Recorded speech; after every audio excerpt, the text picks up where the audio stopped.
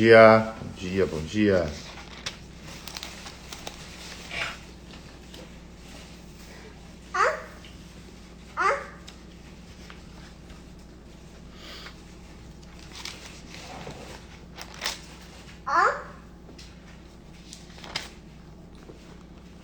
Bom dia, vamos chegando.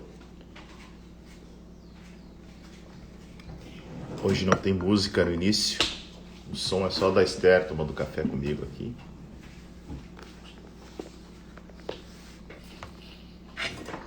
Bora lá.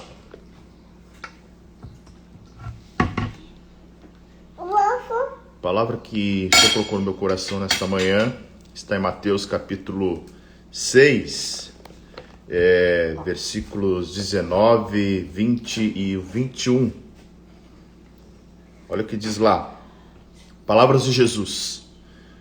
Não ajunteis tesouros na terra, onde a traça e a ferrugem destrói, e onde os ladrões arrombam e roubam.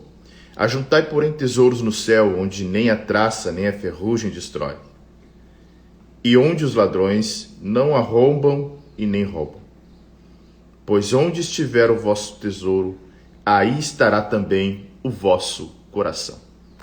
Sempre há um questionamento, né, dentro da teologia e durante os anos de estudo aí de diversos teólogos, e sempre houve um embate em algumas igrejas tradicionais em relação à riqueza, né?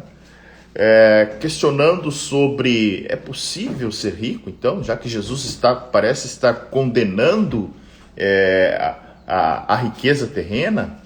Na verdade não, né? O próprio Jesus, em algum momento, quando aquela mulher quebra o vaso de alabastro aos seus pés e os discípulos começam a questionar, olha, esse nardo é tão caro, por que não se vendeu e deu aos pobres? E Jesus diz, olha, os pobres vocês sempre terão entre vocês, mas eu não, né? Então, o próprio Jesus entendeu que havia essa diferença social já naquela época entre ricos e pobres. Mas o texto que nós lemos nesta manhã, que faz parte do Sermão do Monte, que é a maior mensagem pregada pelo Senhor Jesus nos Evangelhos, ele entra num trecho que vai falar sobre os tesouros dos céus, né? Não numa espécie de dualismo no sentido de que, olha, rico não pode herdar o céu, pobre só... Não, nada disso. Na verdade, o que Jesus está querendo dizer aqui, ele está querendo dizer o seguinte: não coloquem o coração de vocês nas coisas desta terra. Aqui fala mãe. Nós temos que sempre analisar, isso faz parte da exegese bíblica, ou seja, a forma como nós pegamos um texto bíblico e interpretamos, não pode ser isoladamente. Você não pode pegar um versículo, isolá-lo e, a partir dele, fazer uma interpretação. Ou pegar um versículo isolado do Antigo Testamento, correlacioná-lo com um do Novo Testamento e, a partir dali, fazer uma interpretação. A interpretação bíblica, ela exige alguns padrões. É como uma pesquisa científica, você vai lá, faz um ensaio, né? A grande polêmica dos nossos dias atuais é sobre a questão da vacina do coronavírus, né? Por quê? Porque é necessário em todo o processo de pesquisa científica um tempo de coleta de informações. E o exemplo da vacina do coronavírus, nós não temos esse tempo de coleta, né? E a palavra de Deus também existe um método podemos chamar de científico, de interpretação da palavra, que é o que nós chamamos de hermenêutica e de exegese. Eu não posso pegar um versículo isolado e, a partir dele, fazer uma interpretação. Eu tenho que pegar o contexto, nós chamamos, né? Muitas vezes, o próprio texto vai me exigir uma análise histórica, uma análise geográfica, uma análise cultural para quem foi escrito aquele povo. Isso é muito comum em relação ao Antigo Testamento. Muitas ordenanças civis, que estão principalmente em Levítico, eram ordenanças para o povo de Israel, né? Não eram ordenanças para nenhum outro povo daquela época. Era para o povo de Israel. Então, a partir desse momento eu terei que fazer uma análise cultural desse texto. E do texto que nós lemos, que está em Mateus capítulo 6, 19, 20 e 21, nós precisamos também fazer uma análise textual aqui desses 3 versículos. Jesus está falando de 2 coisas.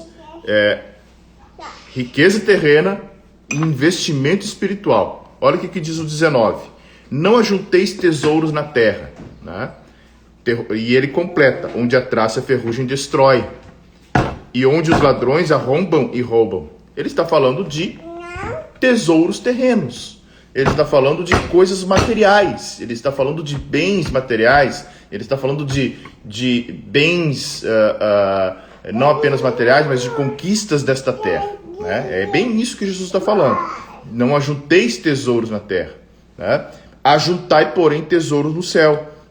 O que é interessante é que o versículo 20, que é o seguinte, ele não está excluindo a riqueza terrena, mas ele vai completar lá no 21. O 20 diz, ajuntai, porém, tesouros no céu. Que tesouros no céu são estes? Alguém pode dizer, mas como é que eu vou juntar tesouros nos céus? A Bíblia está repleta de passagens que dizem que nós receberemos uma coroa de glória, receberemos uma coroa de justiça, né? Pastores que apacentam receberão uma coroa de glória. O próprio Paulo vai dizer, olha, completei a carreira, né? Guardei a fé, eu vou receber uma coroa de glória, né? Os tesouros nos céus que nós devemos ajuntar é a verdadeira religião que Tiago vai falar. Tiago fala, a verdadeira religião é cuidar dos órfãos e das viúvas, né? A verdadeira religião é mostrar que o evangelho é para todos, né? É o que o próprio Jesus vai dizer, olha, lá no início do capítulo 3, neste Sermão do Monte, né? Bem-aventurados os pobres de espírito, os que choram, os que são humildes, os que têm fome e sede de justiça, os misericordiosos, né? Assim, agindo dessa forma, com misericórdia, sendo um pacificador, né? Sofrendo perseguição por causa da justiça, sendo humilde, chorando com os que choram, sendo pobres de espírito. E pobre de espírito não significa que eu vou ser, né, pobre de espírito. Eu já falei numa outra livezinha aqui que tem aqui, Sermão do Monte, que até eu dei uma freada por causa do café com palavra, mas eu prometo que vou continuar. Então, ajuntar tesouro nos céus é esse investimento, essa riqueza espiritual que eu acabo, né, conquistando a partir do momento em que eu faço boas obras. E, de novo, as boas obras não me salvam, mas elas são consequências da minha fé, são consequências da minha salvação, né? Quando eu consolo, quando eu sou pacífico, quando eu sou humilde, quando eu tenho sede e fome de justiça. Daí no versículo 21, Jesus vai fechar o seguinte: pois onde estiver o vosso tesouro, aí estará também o vosso coração. Olha o que Jesus está querendo dizer. Ele fala da riqueza terrena, da riqueza espiritual. E ele diz assim, onde vocês tiverem mais tesouro, certamente estará o coração de vocês, né? Pois onde estiver o vosso tesouro, aí também estará o vosso coração. Ele vai falar lá na frente sobre os 2 senhores, mas eu não quero falar sobre isso nesta manhã. Na verdade, eu quero falar sobre o ajuntar tesouro e sobre a questão do coração. A palavra de Deus vai dizer que nós temos que guardar o nosso coração, né? Guardar com tudo o nosso coração. É claro que o coração a gente usa muito para sentimentalismos, né? Questões de paixão, de amor, mas na verdade o coração é um músculo, né? Quando a palavra fala em coração, está falando em alma, em entendimento, em mente, está falando com todo o meu ser. Por quê? Porque o coração ele é um órgão vital, né? Ele bate, bombeia sangue para o corpo inteiro e ele faz com que o corpo inteiro tenha vida. Então, quando se usa coração aqui, na verdade está querendo falar com todo o nosso ser, com toda a nossa alma, com todo o nosso entendimento, né? Com todo o nosso desejo. Então Jesus está dizendo, olha, onde estiver o vosso tesouro, ali estará o vosso coração, né? cuide onde está o teu tesouro. Não significa que nós não devemos